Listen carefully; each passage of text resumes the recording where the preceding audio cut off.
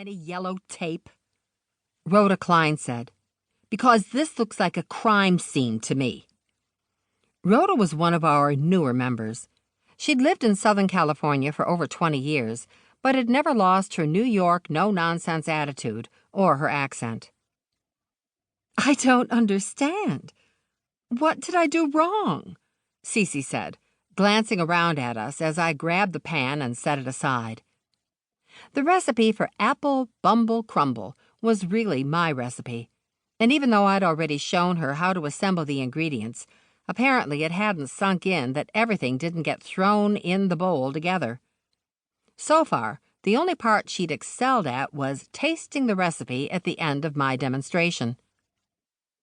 While I prepared a new setup of ingredients, I tried once again to explain that she needed to spread the apple slices and raisins in the baking pan, then measure the cinnamon and sugar, then in a separate bowl, cut the butter into the flour, and finally add the brown sugar, oatmeal, and nuts. She reacted to the word cut like it was a foreign language. It wasn't much better when I demonstrated with the pastry blender. "This is ridiculous. You should be doing a crochet demonstration," Adele Abrams said. She'd popped out of her chair and glared at CeeCee. "You're going to be on a national talk show with millions of viewers. Imagine showing off the wonders of crochet." CeeCee sank into a chair. "Tell me about it. Do you think I would choose to do something I'm clueless about? Believe me, a cooking demonstration was not my idea. But getting on the Barbara Olive Overton show is a real coup. They're devoting the whole show to me. Do you know what that means? So when they were insistent about having me do something on the show, and they wanted cooking, I wasn't about to make waves. I was told they wanted to have something to serve the audience at the end." "I'm with Adele," Elise Belmont said. Her voice was a little on the wispy side, and we barely heard her. It didn't help that she wasn't facing the group, but instead was admiring the movie poster propped on a chair. It featured a photo of Hugh Jackman, with just the hint of fangs, holding a crochet hook.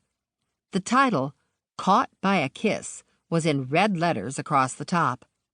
They'd done something to the lettering to make it look like dripping blood.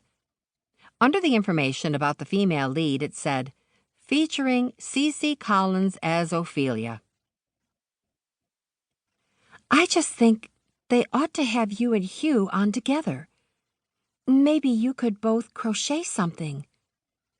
Even before the movie, Elise had been enamored with the series of books featuring Anthony, the urbane, handsome vampire who'd learned to control his lust for blood by crocheting, and was now trying to use his immortality to help mankind, and also snag his love interest.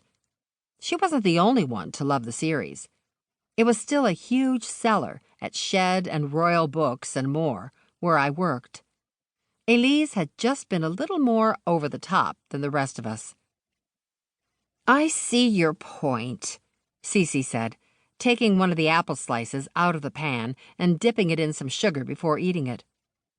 "You'd think, since I had such a great comeback kids story, and there was already Oscar buzz for me and the movie is barely out, that I'd have carte blanche to do what I want." My late husband, Charlie, had worked in public relations, and I'd helped out with his business, so I knew a bit about how things went. Barbara Olive Overton was the top talk show host. In the scheme of things, she trumped CeeCee in importance, so if she wanted CeeCee to cook, it was that or nothing. Adele saw her opening and went for it. She leaned her beanie-covered head toward CeeCee. As usual, she'd gotten a little carried away with crochet.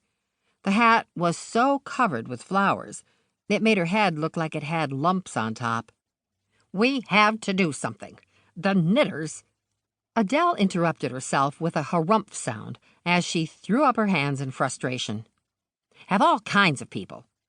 I read that Sandra Bullock keeps calm by knitting, and Julia Roberts knits, even Russell Crowe, and the list goes on and on. Just